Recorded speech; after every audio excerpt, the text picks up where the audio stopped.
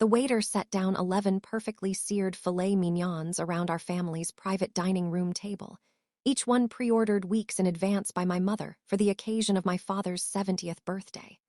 10 plates went to 10 grandchildren. My 8-year-old son, Caleb, received a small bowl of plain buttered noodles from the children's menu, set down in front of him without comment, as though this were simply the obvious, unremarkable arrangement. 1 week later, I stood in a hospital corridor at 3 a.m., watching my father's surgeon walk toward our family, and I understood in that moment exactly how much that steak dinner had actually revealed about who my family considered real. A family built around a specific definition. My name is Angela, and I need to explain the specific family structure that made that August 2024 birthday dinner carry the weight it did, because the exclusion of my son from those steak dinners wasn't a simple oversight. It reflected a long-standing, if rarely directly stated, hierarchy my extended family had maintained for years. I have 3 siblings, my brother Patrick, and my sisters Denise and Karen, each with their own children, 10 grandchildren total among the 4 of us before my own son entered the picture. My siblings' children were all biologically connected to my parents in the straightforward way that had, apparently, always mattered enormously to my mother in particular, a woman who had built much of her identity around traditional notions of family, bloodline, and legacy. Caleb, my son, joined our family in 2018, when he was 2 years old, through an adoption that my husband, Robert, and I had pursued after years of difficult, ultimately unsuccessful fertility treatments. Caleb was not biologically connected to either Robert or me. He had been placed with us through the foster-to-adopt system after his birth parents' rights were terminated, and by the time our adoption formally finalized in early 2019, he had already become, in every way that mattered to Robert and me, simply, completely our son. My extended family's response to Caleb's adoption had been, from the beginning, warmer in appearance than in practice, genuine excitement, expressed at the initial announcement, generous gifts at family holiday gatherings, the outward performance of full acceptance.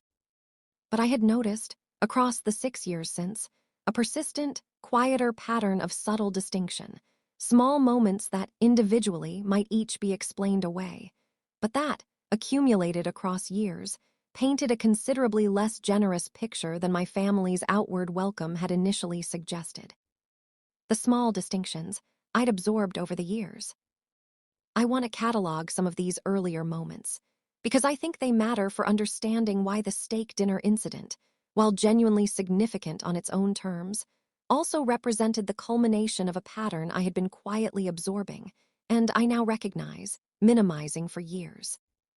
My mother had, on several occasions across Caleb's childhood, referred to my siblings' children as the real grandkids in conversations with extended family friends, a phrase I'd overheard more than once but had never directly confronted, telling myself, each time, that she likely didn't intend the specific harm the phrase implied. Family photo displays throughout my parents' house, updated regularly over the years, consistently featured considerably more photographs of my siblings' biological children than of Caleb. A pattern I'd noticed but attributed, generously, to simple logistics, since my siblings lived closer and visited more frequently, providing more natural opportunities for photo updates. Holiday gift patterns had, across the years, shown a similar quiet disparity, not dramatic enough to constitute obvious, undeniable favoritism, but consistent enough that Robert and I had, privately, discussed it more than once, always concluding, ultimately, that direct confrontation over holiday gift values felt petty relative to the genuine effort involved in raising these concerns formally with my parents. I want to be honest that I had spent years choosing not to escalate these accumulated moments into a direct confrontation, telling myself that Caleb's own experience of family gatherings remained, by his own apparent account as a young child, genuinely happy and inclusive, and that raising formal grievances risked creating more disruption than the underlying pattern, however real, actually justified addressing directly. The steak dinner. My father's 70th birthday celebration, planned for August 2024, was organized by my mother as a significant family event. A private dining room reserved at an upscale steakhouse in our hometown, with the 11 grandchildren, ranging in age from 6 to 19, all expected to attend alongside the adult family members. I learned, upon arriving at the restaurant, that my mother had pre-ordered the entire meal in advance, working with the restaurant's private event coordinator to select a fixed menu that included, for each of the 10 biological grandchildren, a genuinely elegant, adult portion filet mignon dinner priced, as I later confirmed by asking the restaurant directly, at $110 per plate. Caleb's place setting, when we arrived, included instead a children's menu item, plain buttered noodles, a considerably less expensive, notably more generic selection that stood out immediately, sitting among 10 identical, elegant steak dinners as an unmistakable, visually obvious distinction. I want to walk through my own reaction in that moment carefully, because I think the specific combination of shock and a kind of exhausted, accumulated recognition mattered considerably to how I ultimately responded. I looked around that table, watching 10 cousins receiving matching, celebratory adult meals, while my own son sat before a plain bowl of noodles, and felt the entire pattern I'd spent years quietly minimizing crystallize into something I could no longer explain away as coincidence or oversight. "Mom," I said, keeping my voice as level as I could manage in front of the assembled family, "why does Caleb have a different meal than everyone else?" My mother's response, delivered with what struck me as genuine, if deeply misguided, casualness, was this: "I just assumed he'd prefer something simpler, sweetheart. He's younger than most of the others, and I wasn't sure he'd eat a steak that expensive anyway." I want to note that Caleb, at 8 years old, was not, in fact, meaningfully younger than several of the other grandchildren present, including my sister Denise's 7-year-old daughter, who had received the identical $110 filet mignon everyone else at the table had been served. What I said, and what happened next. I did not create an enormous scene at my father's birthday celebration, choosing, in that specific moment, to address the situation directly, but with as much restraint as I could manage, given the public setting and my genuine desire not to entirely derail what remained, after all, a celebration for my father specifically. "Mom," I said, "Caleb is exactly the same age as several of the other grandchildren who received the full dinner. I need you to have the restaurant bring him the same meal everyone else is having."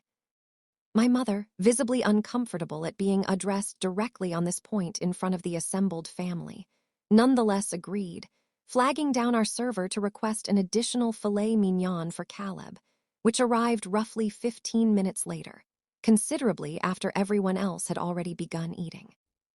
I want to be honest that the remainder of that dinner unfolded with a genuinely uncomfortable undercurrent. My mother's explanation, clearly unsatisfying even to several other family members present, based on the careful, slightly awkward glances I caught from my sister Karen and my brother Patrick throughout the remainder of the meal. Robert and I left that celebration early, making a polite but clearly deliberate exit once the meal itself concluded, both of us needing space to process what had happened away from the immediate family gathering. The conversation on the drive home. Caleb, in the car on the drive home, asked a question that has stayed with me since, delivered with the particular unguarded directness that children sometimes bring to situations adults have spent considerable energy trying to soften or explain away.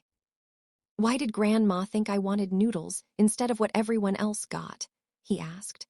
"Was it because I'm not really her grandson the same way my cousins are?" I want to be honest about how devastating that specific question was to hear from my 8-year-old son, articulating with startling clarity exactly the underlying message my mother's explanation, however unintentionally, had actually communicated. "You are exactly as much her grandson as any of your cousins," I told him, my voice carrying more emotion than I typically allowed myself to show him directly.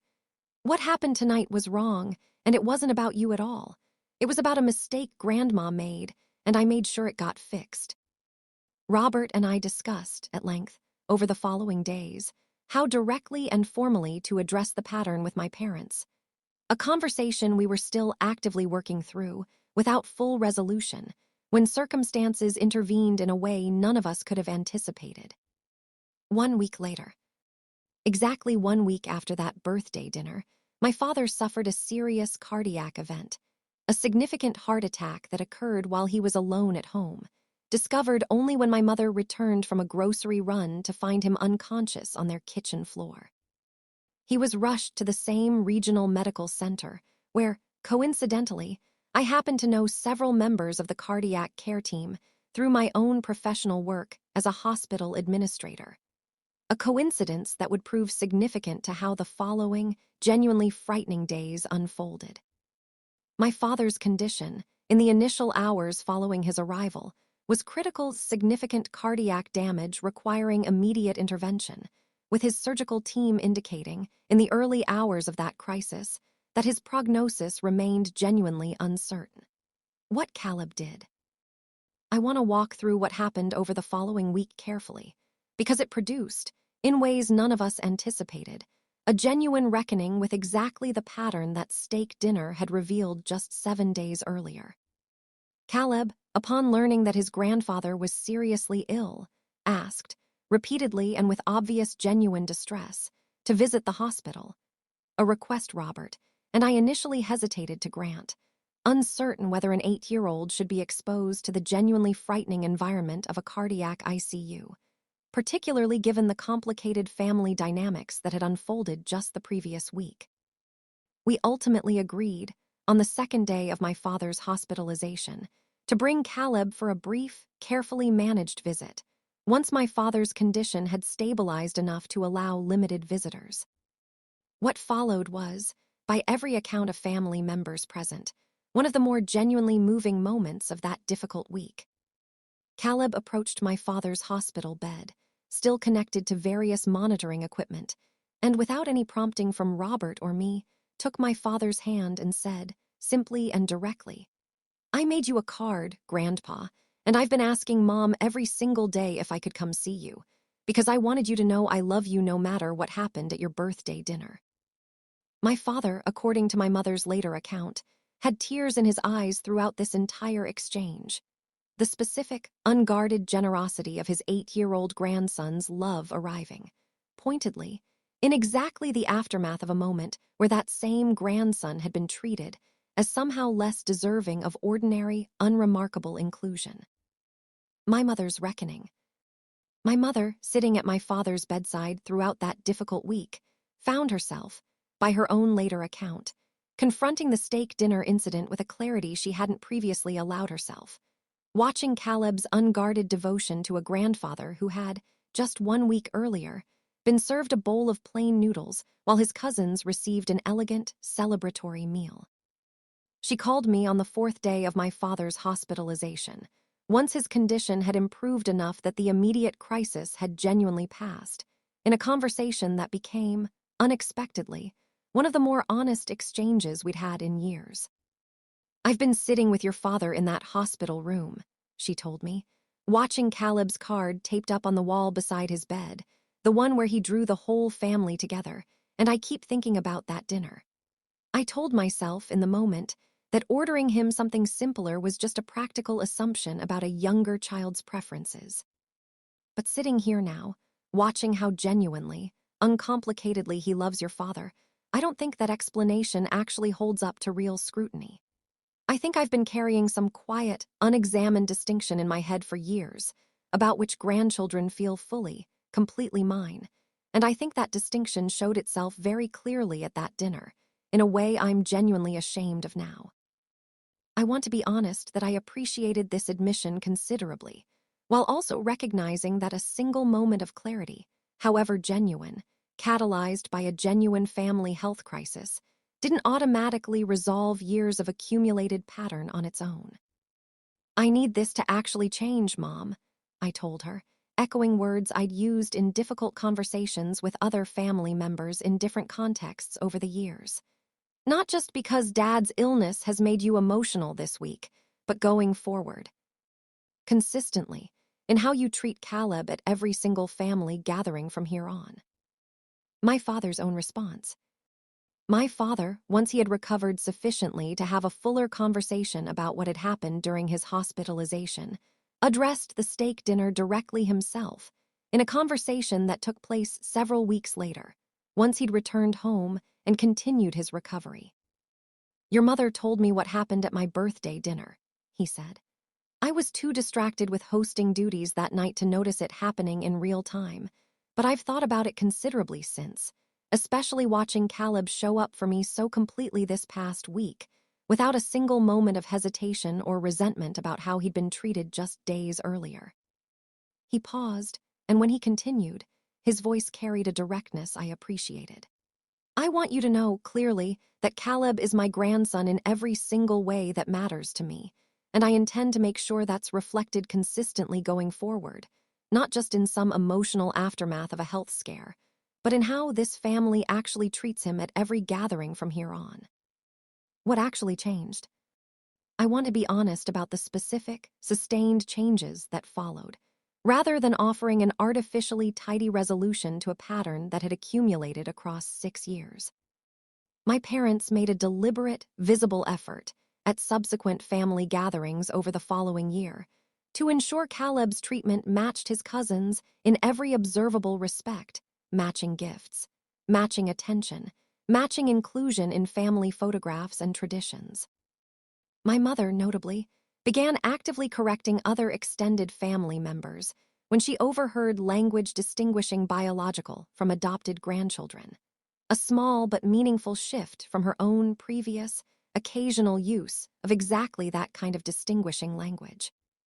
Caleb himself, now 9, has continued to show the same uncomplicated devotion to his extended family that characterized his response to my father's hospitalization, a generosity of spirit that, I've come to believe, existed independently of whatever inconsistent treatment he occasionally received, rather than being earned or unlocked by that treatment finally improving. Epilogue. It has been just over a year since that August birthday dinner, and my father has made a full, genuine recovery from his cardiac event, continuing to build, in the time since, a considerably more consistent, unambiguous relationship with Caleb than existed before that difficult week forced our entire family to confront a pattern several of us had, in various ways, been quietly minimizing for years. I think often about the specific, painful clarity of that steak dinner: 10 elegant meals and 1 bowl of plain noodles, a visual distinction so stark it finally made undeniable a pattern that had, for years, remained just subtle enough to explain away individually.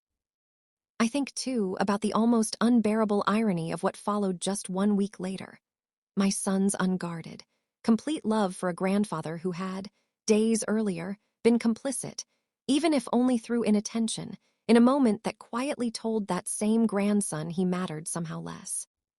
Caleb doesn't remember, or at least doesn't dwell on, the specific details of that birthday dinner anymore, as far as I can tell.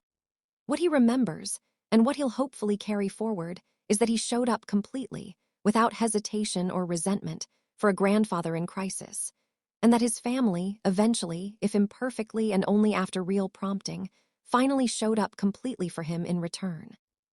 Family, I've come to understand more clearly through this entire experience, isn't defined by who receives the $110 steak and who receives the bowl of noodles.